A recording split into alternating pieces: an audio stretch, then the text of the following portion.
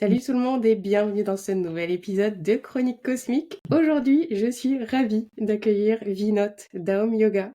Vinod, vous le connaissez sûrement, peut-être déjà, pour ses vidéos pleines de lumière, pleines de sagesse, où il parle de méditation, de yoga, d'ouverture à l'autre, et aussi du changement énergétique qu'on est en train de vivre en ce moment.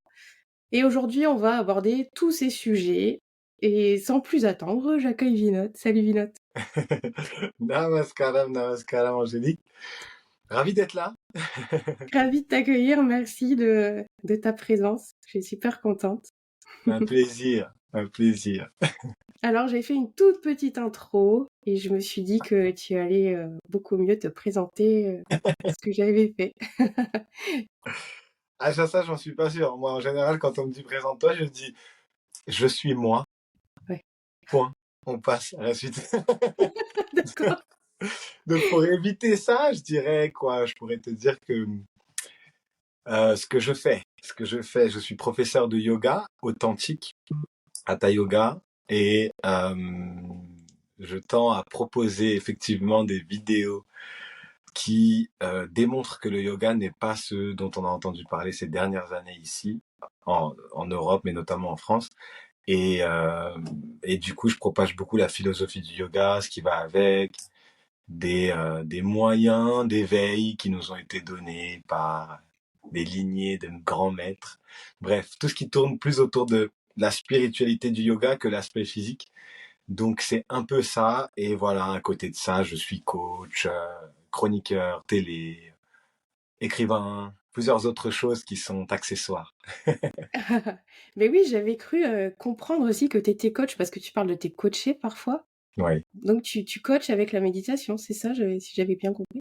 exactement. Ce que je fais, c'est que à partir du moment où je sens que je peux aider la personne qui vient vers moi, à travers des outils donnés dans le yoga, de la respiration, des méditations. En général, c'est surtout ça. Ça peut être aussi des asanas, des postures. Mais en général, c'est ça. Eh bien, voilà, on les amène vers leurs propres solutions à l'intérieur d'eux-mêmes. Ok, excellent. Et sur ton intro, sur ton compte Insta, on voit que tu as fait 1 an dans un ashram en Inde. Oui. Mais en fait, ma question, ça va être, mais comment t'es arrivé à être qui tu es là, maintenant, aujourd'hui? C'est quoi l'histoire de ton éveil, en fait? Ça date de quand? Ton enfance ou plus tard? Quand est-ce que tu as su qu'il y avait autre chose que cette réalité? Disons que j'ai grandi dans une famille hindouiste et qu'arrivé à 27 ans, j'en ai eu un peu marre de tout ce qui m'arrivait depuis des années. Tout ce qui arrivait dans ma vie personnelle notamment, donc aussi la professionnelle, mais surtout personnelle dans le sens où j'ai traversé des années de dépression. Je sentais constamment que il y avait quelque chose qui n'allait pas dans ma vie. Il y avait un désalignement quelque part. J'ai jamais réussi à mettre le doigt dessus, mais je me sentais mal. Je vivais pas très bien à l'intérieur. Je cachais tout ça à travers un sourire qui n'était pas celui-ci. Ah ouais. Je voilà, je traversais des moments très sombres depuis plusieurs années, et puis arrivé à 27 ans, j'ai, je dirais, l'élément qui a déclenché mon éveil transcendantal, parce que mon éveil a été transcendantal, il a eu lieu en un moment, euh, qui n'est pas le cas de tous les éveils.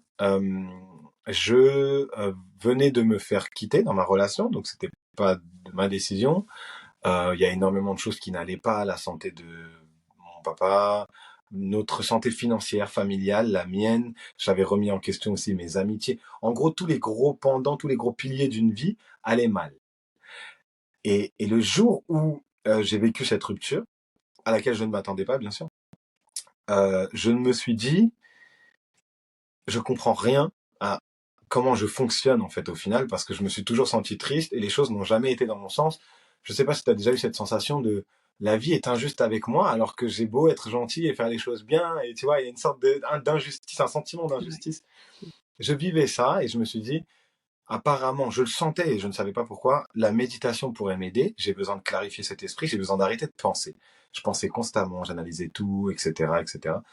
Mon idée à cette époque, c'était j'ai besoin d'arrêter de penser. C'était ça, c'est comme ça que j'ai déclenché, on va dire, la décision de sortir ce soir-là à 1h30 du matin et d'aller sur une colline dans le 95 pour s'asseoir en méditation dans un lieu où on voyait tout Paris la nuit, s'asseoir en méditation et j'ai décidé de ne plus bouger jusqu'au lendemain midi tant que alors je te cache pas que je te zappe énormément de détails parce que ça prendrait énormément de temps, premièrement.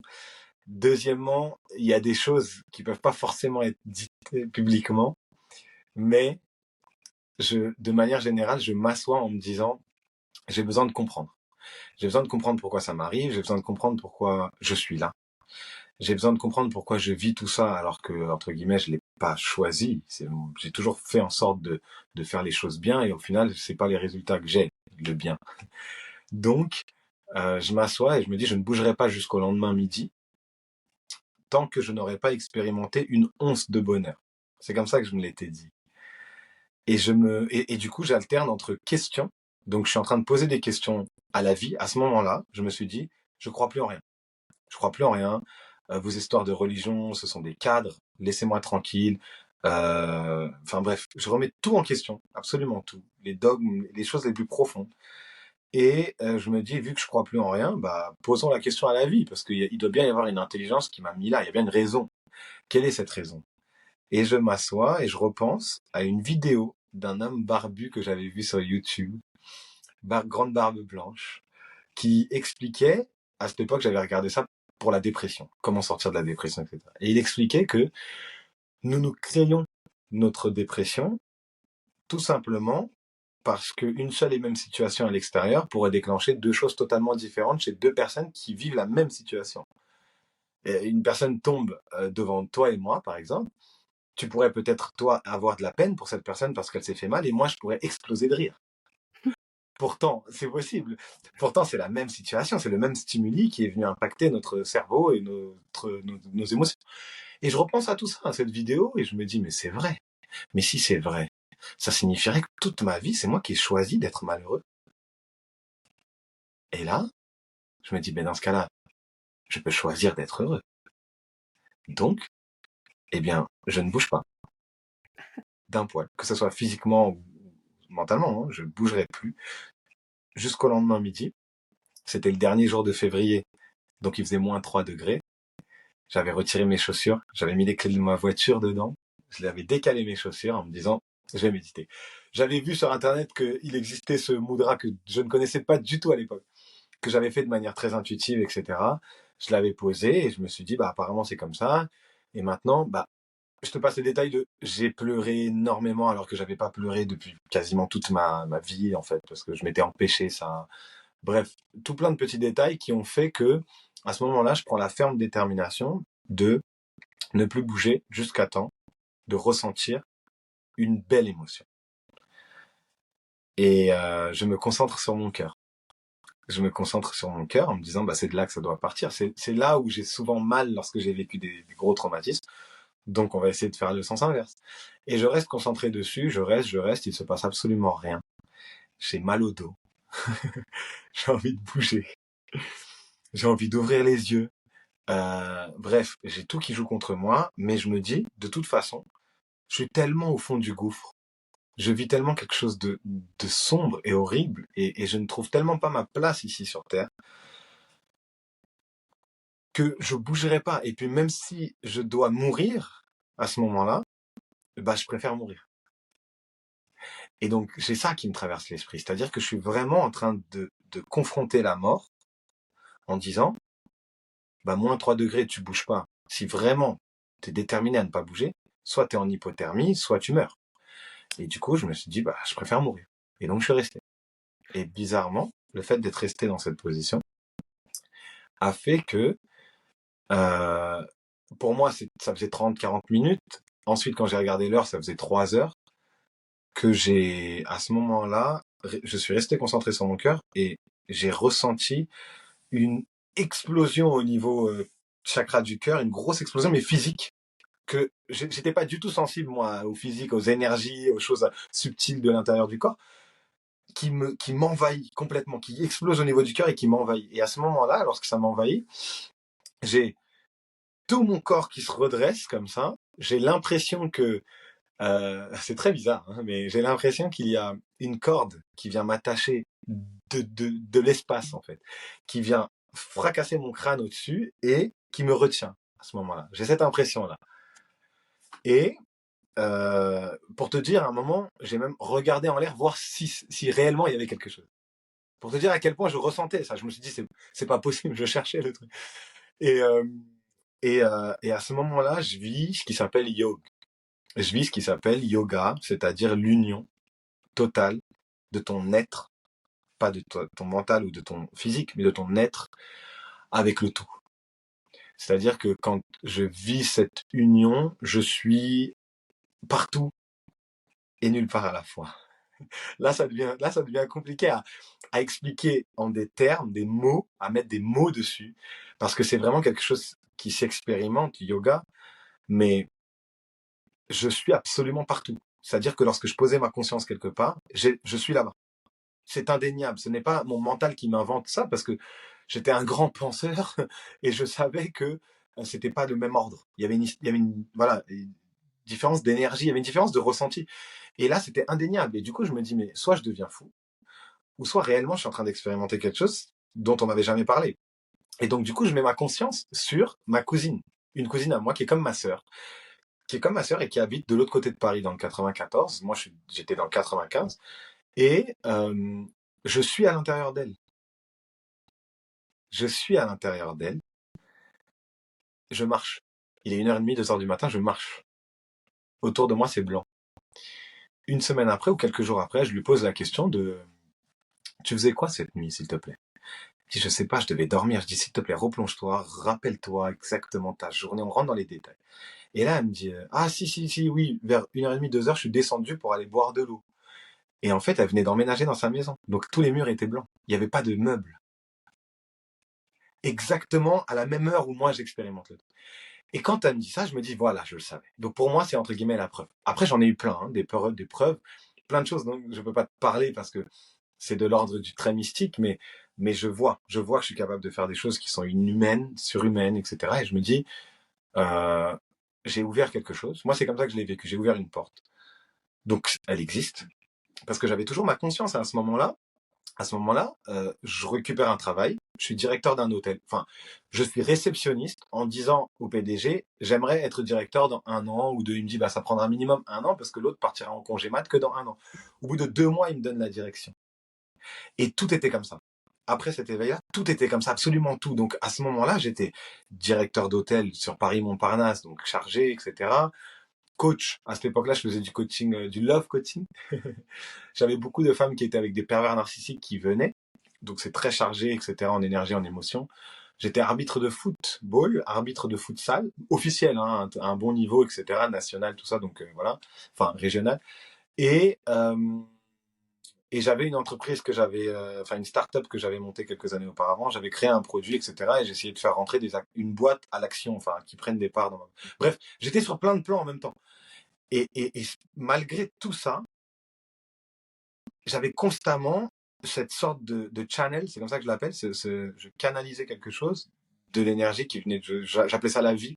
Pour moi, Dieu, oubliez-moi avec ces termes, j'étais en la vie. Et la vie me donnait ça. Et donc, du coup, je l'utilisais, moi, dans ce que je faisais. Et donc, malgré tout ça, j'avais continuellement ce truc où absolument tout me réussissait.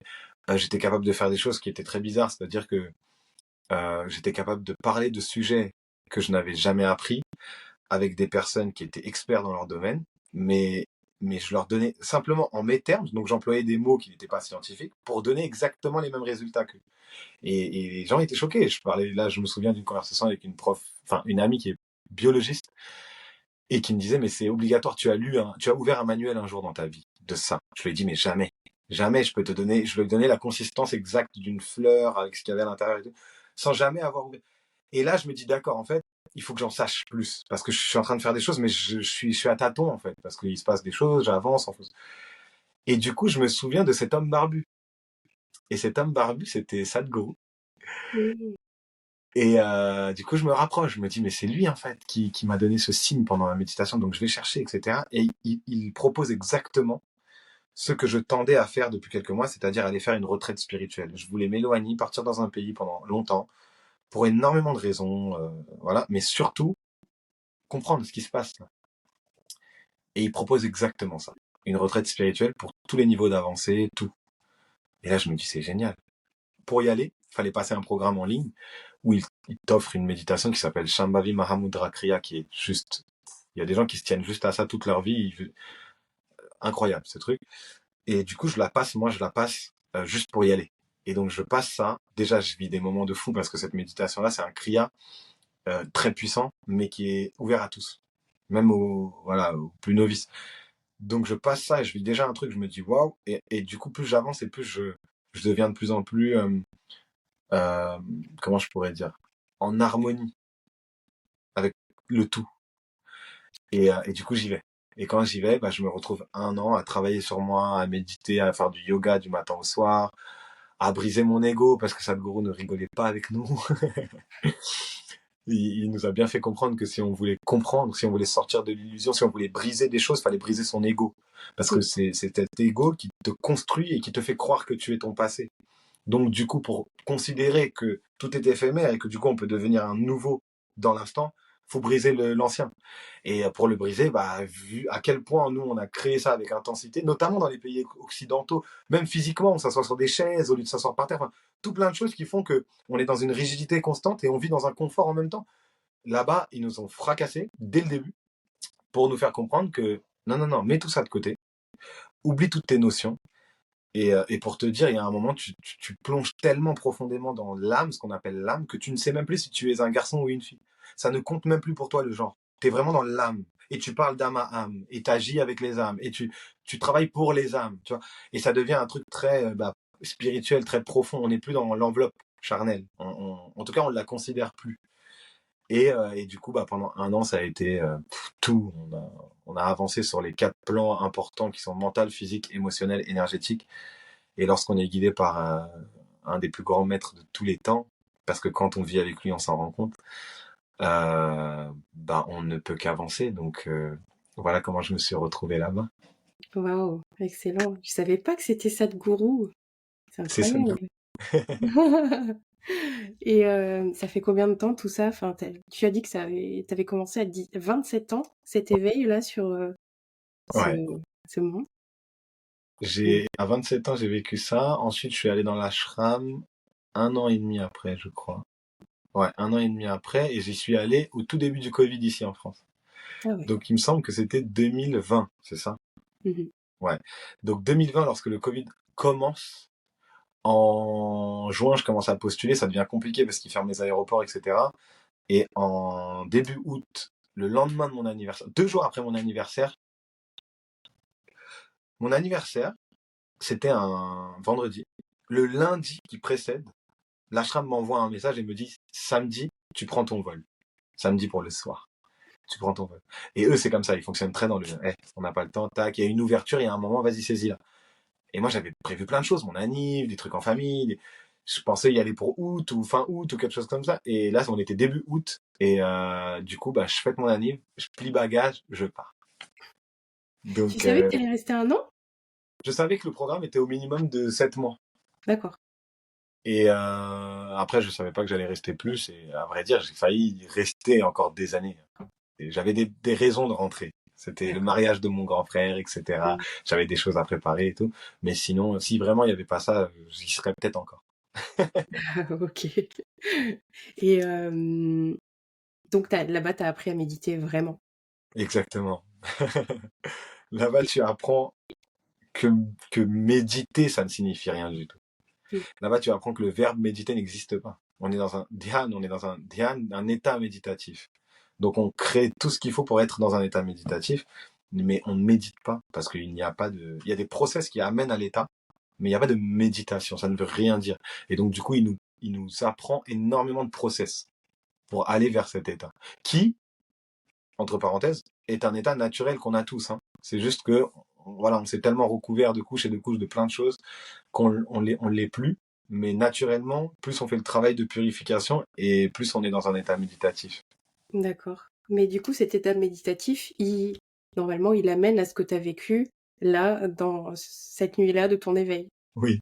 À chaque fois? À chaque fois? Non, non, non. Alors, là, il y a énormément de.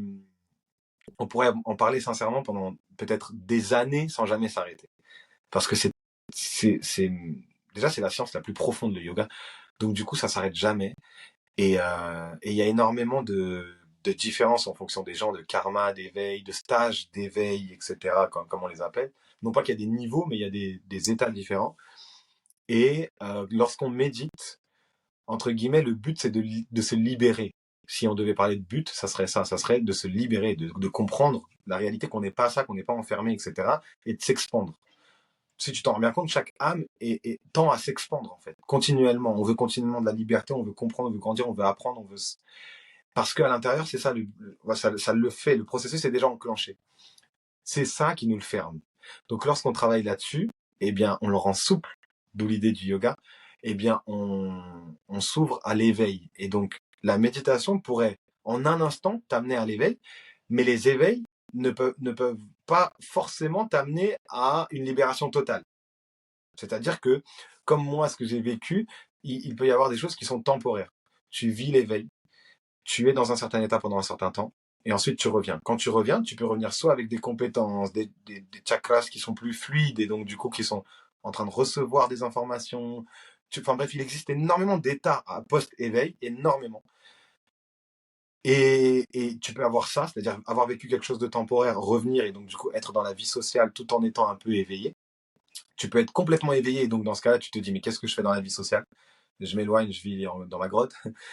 Tu peux être totalement dans la vie sociale parce qu'à l'intérieur, tu es tellement éveillé que du coup, tu survoles le monde, en fait, facilement. Donc, voilà, l'idée, c'est qu'une méditation peut t'amener à tellement d'états différents que on y va sans but. On y va pas en se disant, je veux m'éveiller. On médite. C'est tout. Et ensuite, arrivera ce qui arrivera. Ok. Et du coup, pourquoi c'est si important pour toi de montrer à tout le monde que c'est important, justement, de méditer? C'est une très belle question et je te remercie de la poser. C'est si important pour moi parce que, ayant fait l'expérience perso, mais pas que, en ayant coaché pendant des années, etc., les choses que je vois passer tournent autour de la même chose. Les gens se mettent eux-mêmes dans leur propre prison. Et lorsqu'ils y sont enfermés, ils cherchent des solutions pour en sortir, d'accord? Alors que la clé est dans leur poche. Donc du coup, ils font l'erreur d'y rentrer, et ensuite pour en sortir, ils font l'erreur de demander l'aide à l'extérieur de la prison. Donc tout ce processus par lequel je suis passé n'est pas réel, c'est pas vrai. Et le problème, c'est que lorsqu'on est couvert de traumatismes, de bagages lourds qu'on porte, de karma, de sanchita karma aussi, de karma de vie passée, de karma de cette vie, lorsqu'on est recouvert de tout ça et qu'on porte ces bagages depuis tellement longtemps qu'on croit qu'on ait ces bagages, eh bien, on n'arrive même plus à avoir la clarté de ressentir la clé dans sa poche. Et du coup, comme on ne ressent pas la clé, on pense qu'elle est à l'extérieur, ce qui est logique. Quand on ne voit pas les choses avec nos sens, là, bah, on a l'impression que c'est derrière le mur. Alors que l'idée, c'est que la vie ne fonctionne pas avec ses sens. Les sens, automatiquement, ils vont te faire souffrir parce qu'un sens, c'est polarisé. C'est j'aime pas. Je touche quelque chose, c'est soit froid, soit chaud, soit. On est continuellement entre deux extrêmes. Mais lorsqu'on sort des sens, c'est-à-dire en état méditatif, les sens n'existent plus. On parle de pratyahara, c'est-à-dire qu'on retire les sens du monde extérieur. Lorsqu'on travaille ça, on est tellement connecté à ce qu'on appelle ici l'âme, à son intérieur, à cette intuition, que tout devient fluide. C'est-à-dire que on ne fait plus de choix par désir. Parce que le désir est lié à un sens et le désir, il est conditionné par ce que tu étais dans ton passé. Par une alimentation à un moment donné, j'ai manqué de chocolat, donc j'adore le chocolat maintenant. Mais, mais si tu n'avais pas manqué de chocolat, tu l'adorerais pas, tu trouverais ça normal. Donc tout est comme ça, tout est lié à quelque chose dans le passé. Mais pour arrêter de vivre à travers son soi du passé et pour se renouveler et se recréer constamment, il faut sortir un peu des sens. Il faut comprendre que ce mental, si tu le laisses prendre possession de toi, il va fluctuer constamment. Il va te dire j'aime pas, je pleure, je suis content. Mais il y a un moment, c'est pas ça la vie. Et pour moi qui suis passé par là et qui ai expérimenté ensuite cet état d'équanimité où la polarité des choses, c'est pas qu'elle n'existe plus, mais c'est que dans notre expérience, elle n'existe plus. Eh bien, là, tu touches à quelque chose de très profond. Et ce très profond-là, dedans, il y a le réel bonheur et le réel amour.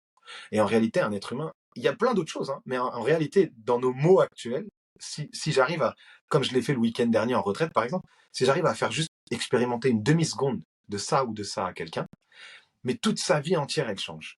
Toute sa vie change parce que du coup, la réalité reprend petit à petit le dessus. C'est comme une graine qui s'est plantée, c'est-à-dire, mais en fait, toute ma vie, je me suis trompé. Le réel bonheur, je l'ai déjà en moi. Mais bien sûr, en fonction des bagages que tu as, il y a du travail.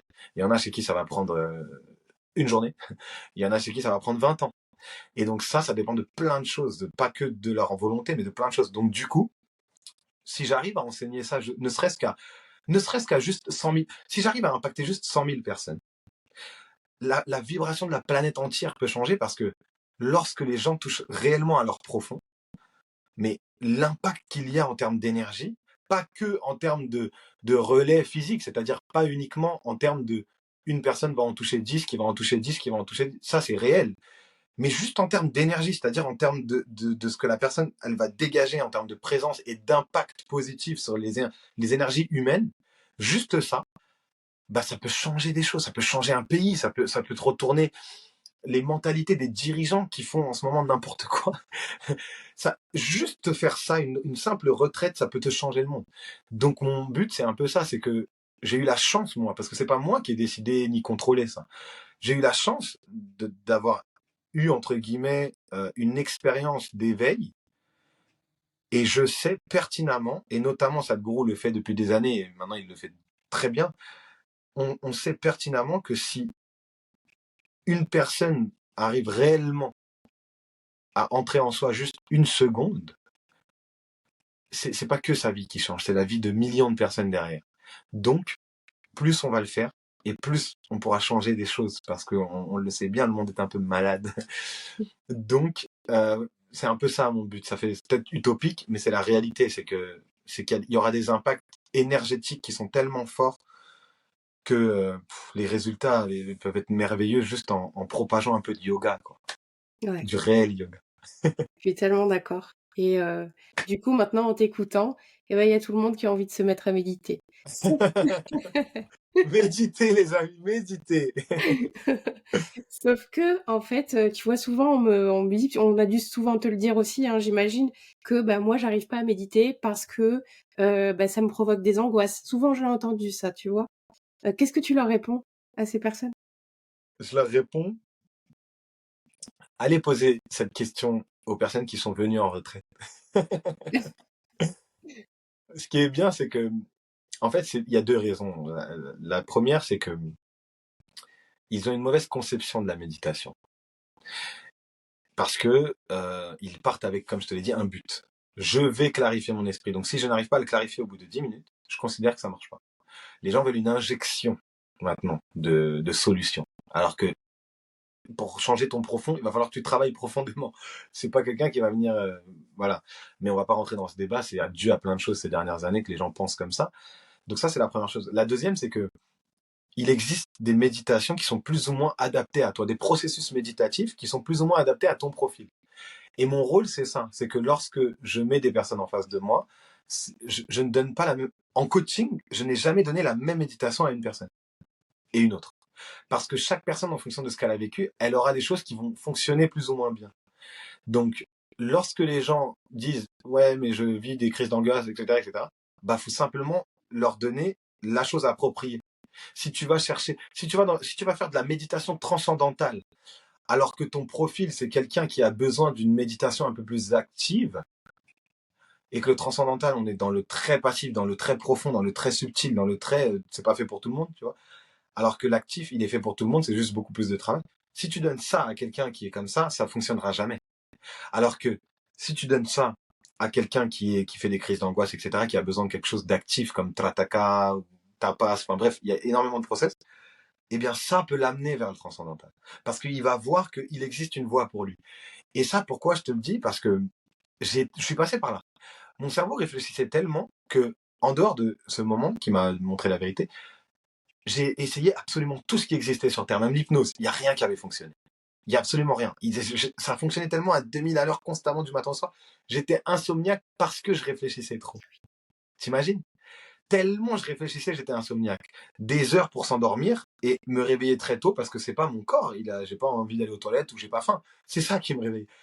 Et ben, quelqu'un comme ça, maintenant, je peux être dans un état où j'ai l'esprit complètement vide. Ou je peux être dans un état où maintenant, même en parlant, je peux avoir l'esprit vide. Ça paraît aberrant. Mais si moi je l'ai fait, tout le monde peut le faire. J'ai rien de plus que les autres, hein. Et Sadhguru nous l'a dit continuellement. Il nous l'a dit, j'ai pas envie que vous m'admiriez. J'ai envie que vous vous inspiriez et que vous preniez les solutions que je vous donne. Mais franchement, bon, je suis à des années-lumière de mon gourou, mais sincèrement, c'est la même chose. J'ai expérimenté une infime partie d'une infime partie. Et pourtant, je sais que ça peut changer la vie des gens. Mais du coup, il faut que les gens le veuillent. Et pour qu'ils le veuillent, il ne faut pas aller chercher le prof de yoga du coin parce que y a plein de gens qui y vont et que j'ai envie de faire du stretching. Il faut aller chercher la profondeur du yoga, c'est-à-dire celle qui va vraiment te permettre de t'éveiller, de t'expandre, de te comprendre en profondeur, d'arrêter de vivre à travers tes traumas, de commencer à avoir un esprit un peu plus stable que fluctuant, tu vois. C'est ça qu'on va rechercher dans le yoga, c'est de faire l'union, d'être en harmonie. On va chercher dans le yoga, on ne va pas chercher à arrêter de penser, parce que ça n'existe pas. Un cerveau ne peut pas arrêter de penser. On va chercher à penser tellement mieux qu'à un moment, bah, l'esprit, on se désidentifie. Il y a un moment où ça y est, on sait que l'esprit, il a une sorte d'indépendance quelque part, où s'il a envie de t'embêter, il va t'embêter. Tu pourras rien y faire. Donc du coup, à force de te désidentifier, il aura beau t'embêter, ça ne t'impactera plus. Tu vois. Le but du yoga, c'est ça. C'est de créer une sorte à l'intérieur de toi, une sorte d'harmonie où quoi qu'il se passe, mais t'es bien, quoi. Mmh. OK. En tout cas, oui, je pense que ça part vraiment de ça, de cette fausse idée qu'on a de la méditation. Tout part de là. Bon, d'accord. Je suis Mmh. totalement d'accord. Malheureusement, ça, au moins maintenant les gens parlent de yoga, donc c'est une bonne chose. Ils savent que ça existe, mais ils ont une mauvaise notion. Et là, c'est bien parce qu'il y a une nouvelle vague dont je fais partie qui tend à réexpliquer la réalité de l'authentique yoga qu'on a dans notre culture. Nous, on est nés dedans, entre guillemets. C'est juste qu'on j'y étais jamais rentré profondément. Mais en plus d'avoir trouvé un maître, ça y est. Là, je comprends vraiment qu'on est à on est à des planètes, des années-lumière de la réalité du yoga ici en France. Mmh. Et c'est ça que j'essaye d'apporter. C'est le côté, les gars, venez, on touche au réel yoga là un peu, vous allez voir. Mmh. Et du coup, la semaine dernière, quand j'ai fait un week-end, c'était un peu ça. Moi, sur mes retraites, j'ai tous les âges. Une fois, j'ai eu du 15-16 ans. Là, je crois que le plus jeune, c'était peut-être 23, 24 et 65, etc. Il y a vraiment tout. Et en fait, il y a même aussi toutes les tailles, en fait. Il y a de l'anorexique à le surpoids, obésité. Parce que le yoga, c'est pas la souplesse, c'est pas l'âge, c'est pas la jeunesse, en fait. C'est de la souplesse d'esprit. Et ça, tout le monde peut le travailler, quel que soit l'âge, quelle que soit la corpulence. Et donc, quand tu arrives avec les bonnes méthodes, bah, je peux t'assurer que j'ai encore reçu un message tout à l'heure. Tout à l'heure. Ça fait plus d'une semaine. Quelqu'un m'a dit, mais je suis encore en train de comprendre plein de choses. J'ai une joie qui est incroyable. Vinod, merci encore. Tout à l'heure avant notre interview. C'est pour te dire à quel point lorsque, grâce au yoga, tu touches juste à quelque chose d'un petit peu sensible, ça y est. Ça y est, derrière, j'ai même plus de boulot parce que derrière, tu vas le faire toi-même, en fait. Tu vois? Oui, je vois. Et c'est marrant parce que alors du coup, on parlait de méditation, mais c'est vrai que, dans tes retraites, il y a du yoga aussi, donc tu dis yoga, tu vois, depuis tout à l'heure, yoga, yoga et c'est vrai qu'on parlait de méditation, mais alors comment les 2 sont liés? Je Alors, premièrement, quand on dit normalement yoga, dans le yoga, il y a toutes les branches. Dans l'union, il y a toutes les branches qui amènent à l'union. La méditation, les postures, les asanas. Ici, quand on dit yoga, on pense qu'aux postures. oui. Mais c'est un millième de tout ce qu'il y a dans le yoga. Mmh. Donc moi, quand je dis yoga, je pense vraiment à tout ce que moi, en tout cas, j'ai traversé. Donc la méditation, les postures, les respirations, les exercices de purification, les purges, les règles qu'on se met dans nos vies, les régulations qu'on se met avec l'aspect social. Tu vois, tout ça, c'est le yoga. Donc moi, quand j'emploie le terme yoga, j'ai ça dans ma tête. C'est vrai que tu as raison de le préciser. Maintenant, sinon, je dis posture. Tu vois, je dis posture, méditation, respiration. Là, les gens comprennent peut-être un peu. D'accord. Ouais, c'est clair et et du coup, je pense qu'on va me poser la question, comment on fait, pour, bah, justement, entrer dans cette philosophie? Donc on peut venir dans tes retraites. Tu as prévu d'en Ouais. faire pas mal là cette année, c'est ça?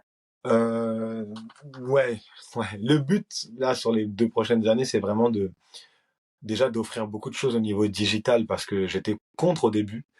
Et je me rends compte qu'en fait, en le faisant bien, les gens n'ont même pas besoin de se déplacer. Ils peuvent expérimenter réellement des choses merveilleuses de chez eux. Et ça m'est arrivé en live. Je sais pas si tu as déjà vu un de mes lives sur Instagram. Tu fais des méditations et tu regardes les commentaires ensuite, ils sont incroyables. Tu te dis, waouh, même à distance, il peut se passer des choses. Donc, le but, c'est de digitaliser certaines choses. Comme ça, je pourrais me concentrer sur des retraites. Mm. Une fois que je vais faire cette première étape, derrière, ouais, le but, ça reste quand même de donner un maximum de retraites dans un maximum de cadres différents. Là, j'ai fait le week-end dernier, on était en France. Dans 2 semaines, on va en donner une au Maroc. Trek dans le désert, ça va être merveilleux. Euh, et ça va être très profond aussi. La semaine prochaine, l'année prochaine, en début d'année, on va en donner une à La Réunion.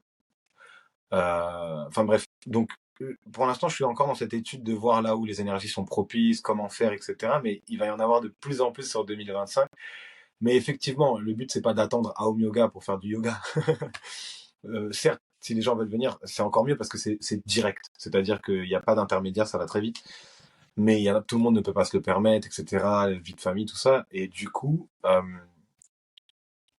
franchement, la meilleure chose que j'ai en tête là quand tu me poses cette question, c'est ce fameux inner engineering de Sadhguru. C'est-à-dire que, tu vois, je t'ai parlé tout à l'heure d'une méditation qui s'appelle Shambhavi Mahamudra Kriya que j'ai faite pour première étape pour aller dans l'ashram, tout ça. Bah ça, c'est quelque chose qui déjà est ouvert à tout le monde, quels que soient les âges, etc., etc., qui demande juste un peu d'implication au moment où tu l'apprends. C'est-à-dire ça dure peut-être un week-end ou 4 jours, quelque chose comme ça, de 2 heures, hein, pas plus. Ouais, je crois que c'est. En tout cas, c'est étalé sur plusieurs jours, le format a changé. Et on passe d'abord à de la théorie pour que déjà on déstructure plein de choses. Et ensuite, il nous offre une méditation réellement puissante, un kriya, c'est-à-dire là où on va nous-mêmes toucher à nos propres énergies pour notre bien.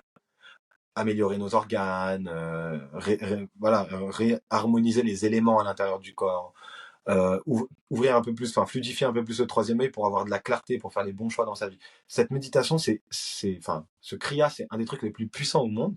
Et il est offert. Je pense que c'est un petit coup, mais il te change complètement la vie et il est possible d'être fait en ligne. Donc si déjà les gens veulent vraiment expérimenter avoir une réelle expérience de yoga, ils vont sur ingénierie intérieure. Maintenant, le programme est en français, il s'appelle ingénierie intérieure. Juste expérimenter ça. Je mets ma main à couper que derrière, on n'aura même plus besoin de quoi leur dire. On n'aura plus besoin de leur dire quoi que ce soit à propos de va voir un tel, va voir ce prof, je sais pas quoi. Ils deviennent leur propre prof. Tu vois, et le but, c'est ça dans le yoga. C'est pas de continuellement avoir un prof à ses côtés, c'est de devenir son propre maître. Et du coup, quand tu me poses cette question, je pense à ça. Donc, je pense au fait que ça, là, déjà, ça va les faire rentrer dans le yoga. Et après, ouais, il existe plein de choses. Après, si les gens veulent plus des asanas, des postures, etc., il y a des professeurs de Isha Hatha Yoga. Du coup, Isha, c'est l'ashram là-bas, et les professeurs d'Hatha Yoga de Isha, il y en a plein en France, dans plein de régions. Et les process qu'ils emploient pour faire les asanas, l'ordre dans lequel il est fait, quelle énergie se réveille à quel moment. Du coup, moi, je le sais parce que j'ai vécu là-bas. Les gens ne vont pas forcément le comprendre, mais en l'expérimentant, c'est game changer. Ça te change ta vie complètement. Donc, si tu me dis comment est-ce qu'on fait, le premier pas, rentrer là-dedans.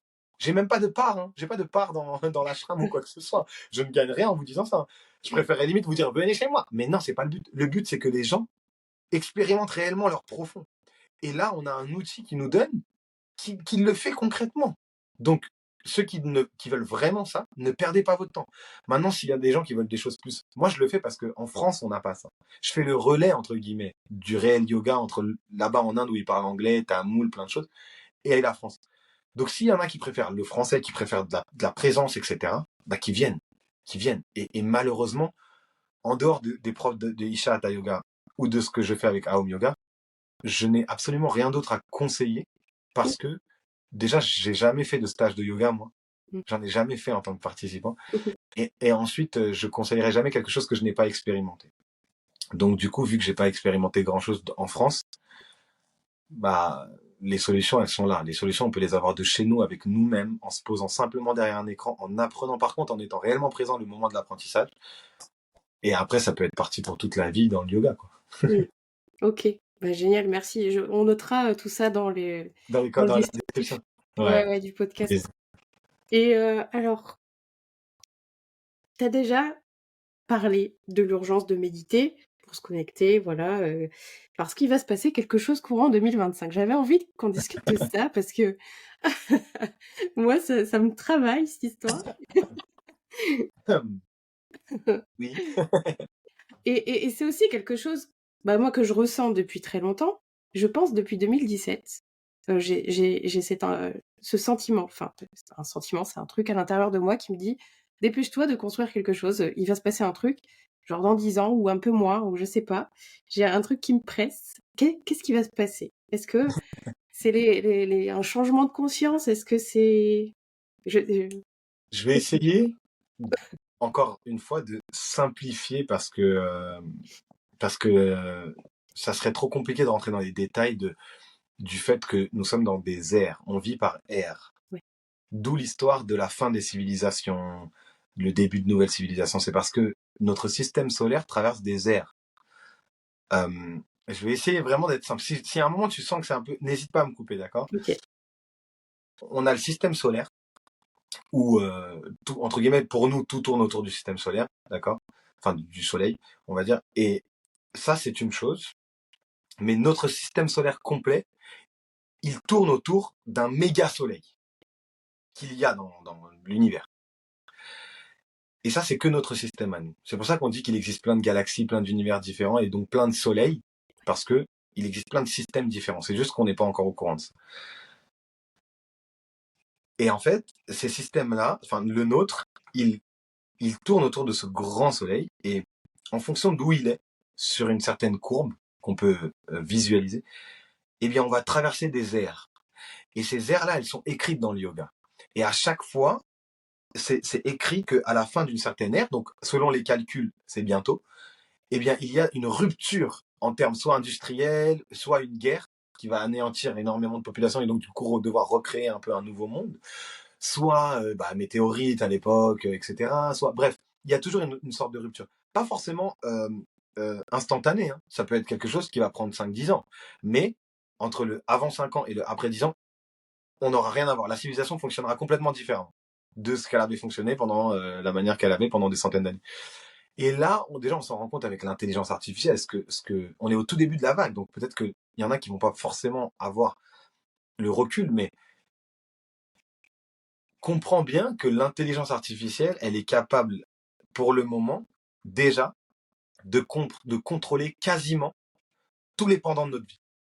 Quasiment. Et on est au début de la vague.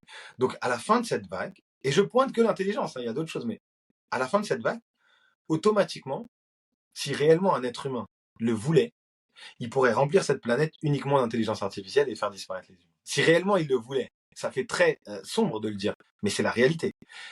Et cette réalité-là, faut en prendre conscience. Ça veut dire qu'il y a quelque chose qui est en train d'arriver, qui a une puissance et un pouvoir tellement énorme que soit on apprend à l'apprivoiser et on apprend, nous, à trouver notre place en tant qu'être de lumière, ou soit on se fait bouffer. Et malheureusement, c'est la réalité. C'est-à-dire que il y a un shift qui va se créer. Comme dans toutes les fins d'ère, il y a un shift qui se crée. Et ce fameux shift-là, pour grossir le trait, ça serait matériel ou spirituel. Pour vraiment extrapoler, hein. Et donc, quand tu réfléchis à ce qui est en train de se passer, tu te dis, soit je continue à courir derrière ce fameux monde matériel où je cherche le pouvoir, je cherche l'argent, parce qu'au final, c'est ça qui fait que je suis encore vivant et que je peux donner à mes futurs enfants et à mes générations un beau toit sur lequel vivre, etc. Ou soit je choisis beaucoup plus le spirituel, l'humain, dans l'entraide. Comment ça se fait qu'on souffre alors qu'on a le pouvoir pour que tout le monde sur cette terre ait un repas par jour? Comment on peut en arriver là? À quel moment on a vrillé en se disant, bah, c'est plus important que la vie d'un être humain, tu vois?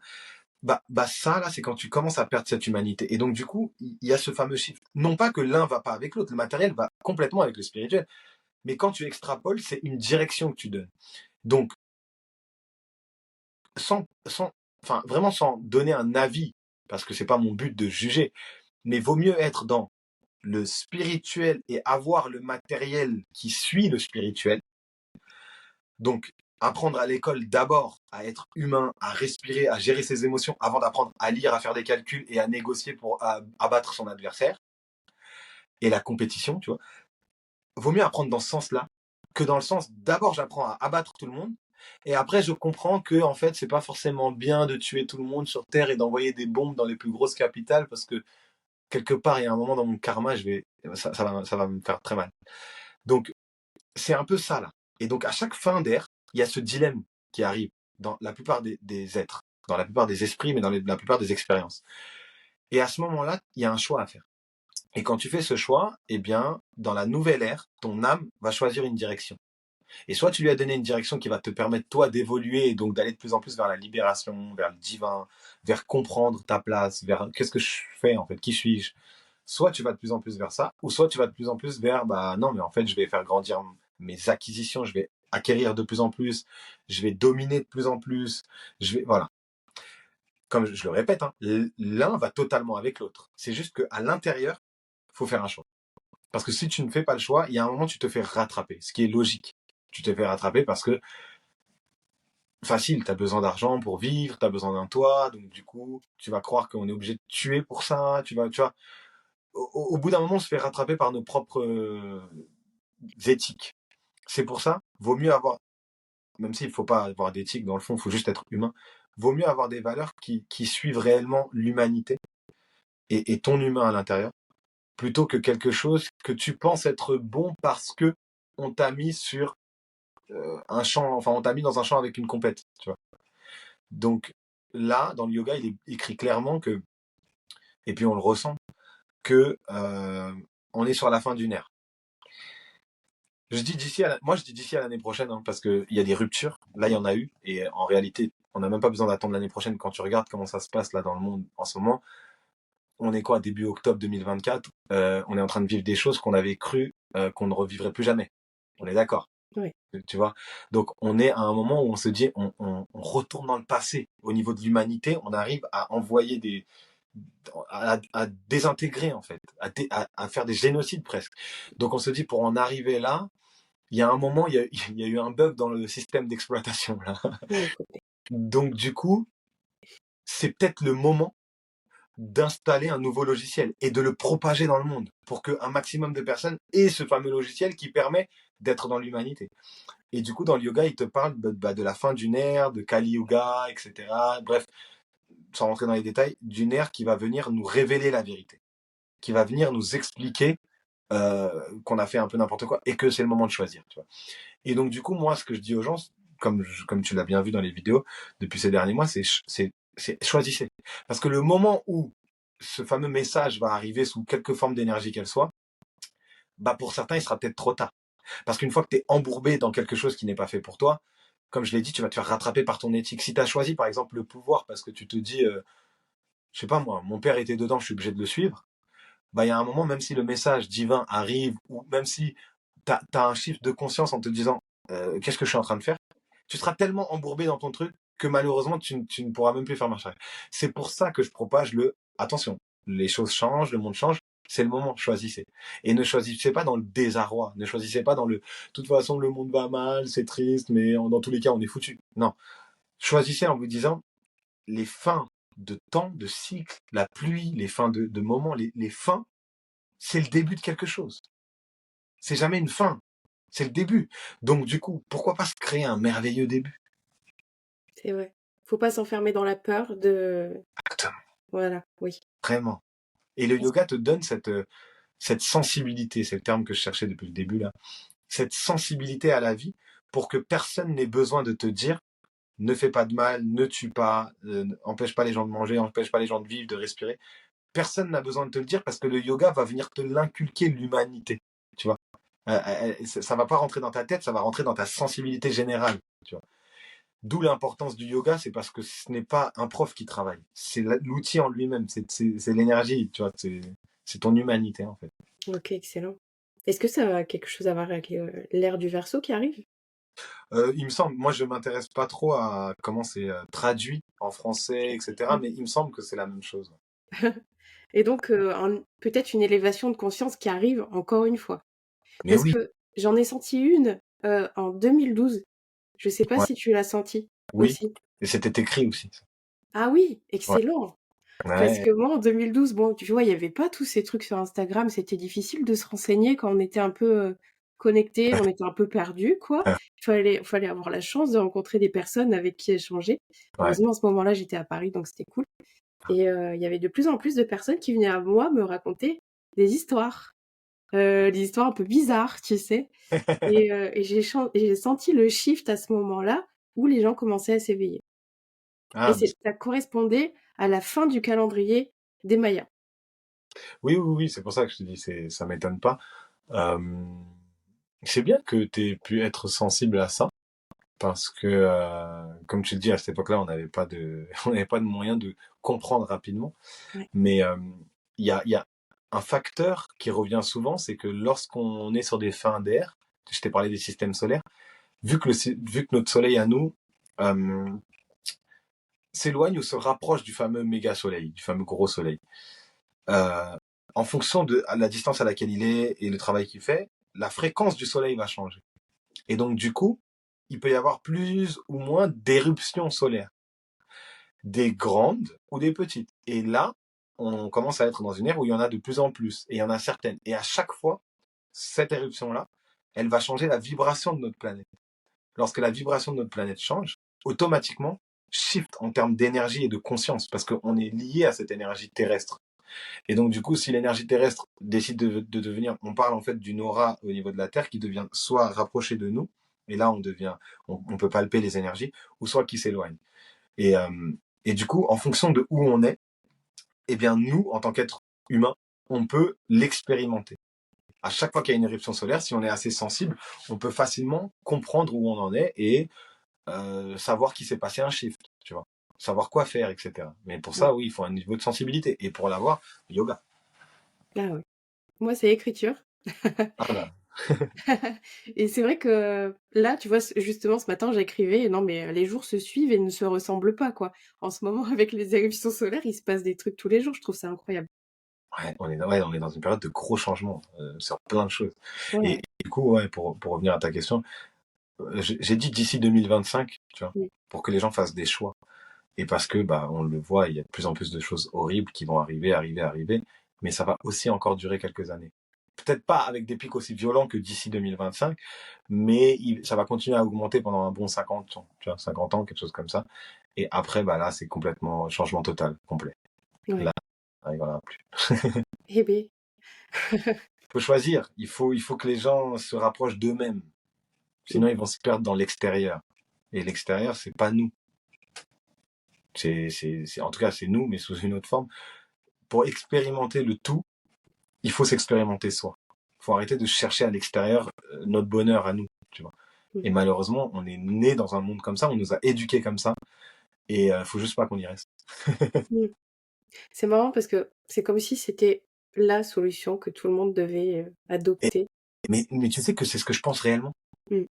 Vraiment, pour être honnête avec toi, je le pense réellement. Je pense réellement que le yoga, c'est la solution à tous les maux. Parce que tous les maux, ils sont liés à une même source. Et cette source-là, elle se transforme grâce au yoga.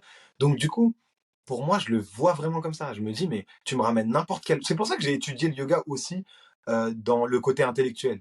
Que je ne suis pas resté sur l'expérience. Parce que tu peux demander aux participants qui étaient là le week-end dernier. Je m'assois dans une salle. Si réellement j'ai envie de créer des changements chez les gens, j'ai même pas à ouvrir la bouche. Parce que tu peux le faire quand tu es un prof, enfin, un réel prof de yoga. C'est-à-dire, tu peux le faire. Mais j'ai appris le côté intellectuel à mettre des mots sur les choses, etc., etc.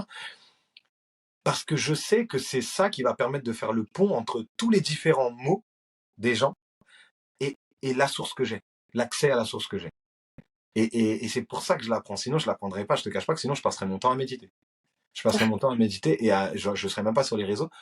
Mais comme les gens ont besoin de mots parce qu'ils ne sont pas assez réceptifs à l'énergie, ils ont besoin d'abord de mots pour rentrer dans le travail et ensuite les rendre réceptifs.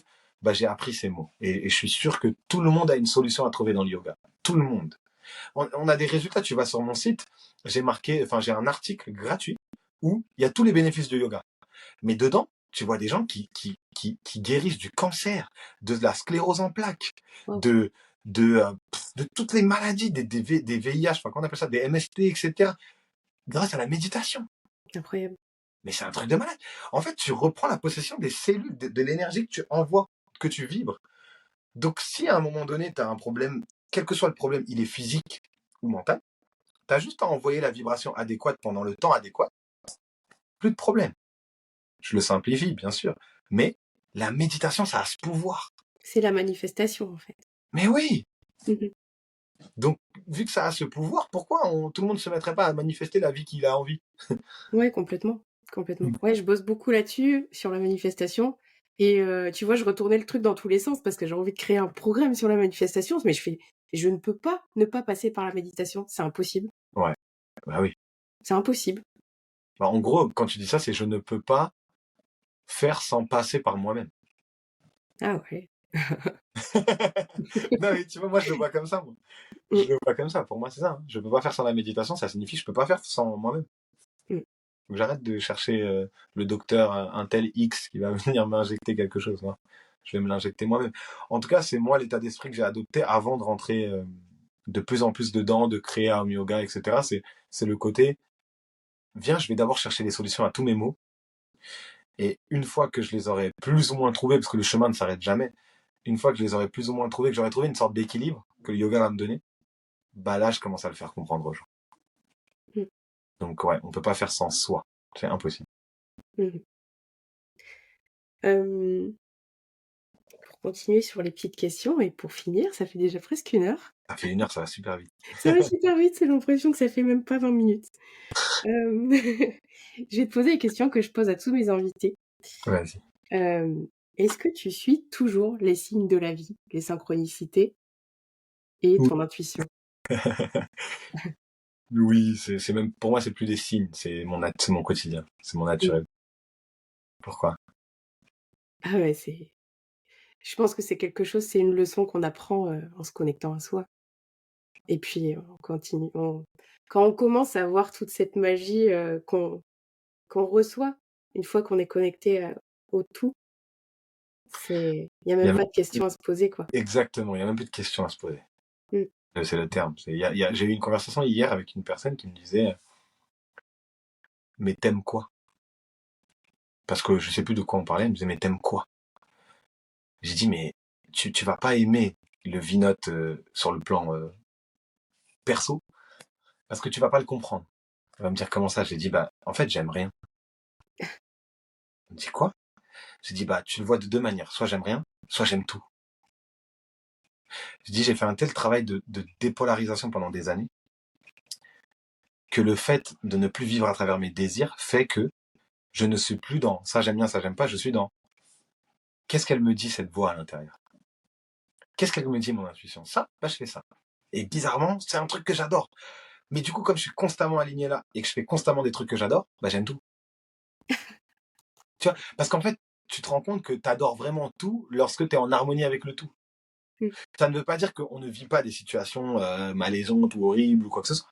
Ça signifie que quel que soit ce qui nous arrive, l'expérience, elle est magnifique. Mais elle est magnifique sur le même plan. Elle n'est pas magnifique genre, je préfère quand même lui que lui. Non. Le niveau de ressenti, c'est le même. Et j'ai essayé d'expliquer ça à quelqu'un qui me disait, mais t'es vraiment fou, toi, en fait. J'ai dit, non, c'est juste que quand tu touches réellement à un truc très profond, tu écoutes c'est même plus tu écoutes ton intuition, c'est ton intuition qui te fait vivre. C'est ce fameux alignement, moi, comme ça qu'on l'appelle dans le yoga, cet alignement qui te permet d'avoir une vie. Parce que avant ça, je me rendais compte que j'étais en survie. Avant d'écouter mon intuition, j'écoutais mon mental. Mon mental, il est constamment en survie. Et du coup, une fois que tu es sur ton intuition, tu vis. Et quand tu vis, mais tu peux plus t'en détacher de cette voix. C'est vrai. Et ça n'empêche pas qu'il y a des choses un peu pas agréables qui arrivent dans la vie, voilà. Mais tu vis complètement autrement, en fait. Mais totalement, mais totalement. Tu sais, notre interview, il y a énormément de gens qui m'ont demandé de faire des interviews. J'ai même pas regardé ta page quand je t'ai dit oui. Intuition. Ok. Je sais pas du tout ce qui va en découler. Il y a plein de gens qui m'ont demandé ça, dont des médias connus, etc. Beaucoup plus connus que ta page. Mais il y a un moment donné, ça n'existe plus tu sais, l'image sociale. J'explique, j'ai pas envie de comparer surtout sur notre podcast là, mais si je donne le choix que j'ai eu entre ton interview et l'interview du média que j'ai dans ma tête, là, à n'importe qui, ils vont me dire pourquoi t'as pas pris l'autre. Mais il y a un moment donné, quand tu ne vis plus dans l'image sociale, dans ça c'est plutôt bien pour moi ou pour ma carrière, mais ça c'est plutôt pas bien, etc. Tu vis constamment avec ce que tu ressens. Et quand tu fais les choses avec ce que tu ressens, mais je mets ma main à couper avec notre interview là, mais elle va faire fureur. Je- J'imagine que ça va ouvrir le cœur de beaucoup de gens sur, ouais. donc oui, vivez, il faut vivre avec ça et ne jamais s'en détacher. Ou en tout cas, ceux qui ont un peu de mal, parce que je suppose qu'il y en a plein qui doivent avoir du mal, bah, le yoga déjà. Et ensuite, expérimentez-le, trouvez les moyens de l'expérimenter, méditez. Une fois que vous l'avez, travaillez-le constamment. Moi, une fois que je l'ai trouvé, chacun peut le trouver, tu me disais, toi, c'est l'écriture. Peut-être que l'écriture t'amène à t'aligner un peu plus et du coup avoir l'intuition qui est un peu plus forte. Mais dans ce cas-là, continue d'écrire, tu vois. Et ben, c'est le conseil que je peux donner à tout le monde. C'est une fois que vous trouvez ce qui vous aligne, continuez, répétez cette chose jusqu'à temps que vous n'ayez plus besoin de le faire. Ouais. Trouver, sa petite musique intérieure et sa petite Ouais, recette. Mmh. exactement. Hem, pour finir, qu'est-ce que tu Oui. dirais à une personne qui souhaite se connecter à toute la magie de la vie?